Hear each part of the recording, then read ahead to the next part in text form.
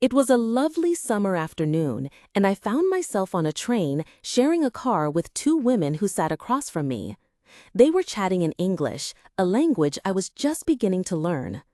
As a novice, I could only pick up a few words here and there, but I was determined to practice. Gathering my courage, I started a simple conversation with them using my limited vocabulary. To my delight, they understood me. I felt a surge of happiness and explained my desire to become fluent in English. The women, who introduced themselves as Emily and Sarah, mentioned they were from England and were heading home after a conference. Our chat lasted for about 10 minutes until the train reached my stop.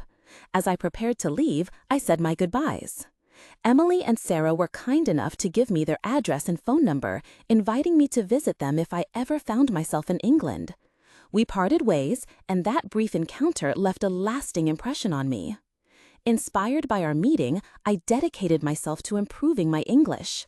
I spent my days translating articles and watching English language films. Within 6 months, my skills had improved significantly, but I was hungry for more. I decided to take a bold step and move to London to immerse myself in the language. Once in London, I enrolled in a language school. My first class was on a Monday. I met my teacher, a friendly young woman named Jessica, and my fellow students. After introducing ourselves and sharing where we were from, the lesson began. Jessica posed a question to the class: "How do you study English?" She then introduced us to a simple yet powerful learning method.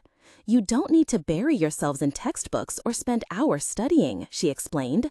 "The key is to use the language as much as possible." This was music to my ears, as I was never a fan of traditional studying.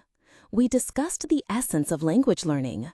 Jessica emphasized that languages are tools for communication, for expressing our thoughts and understanding others. Therefore, the most effective way to learn a new language is to use it for that very purpose. In this course, she announced, we will be doing a lot of speaking. She pointed out that many students get bogged down in memorizing vocabulary and grammar rules without ever actually using the language.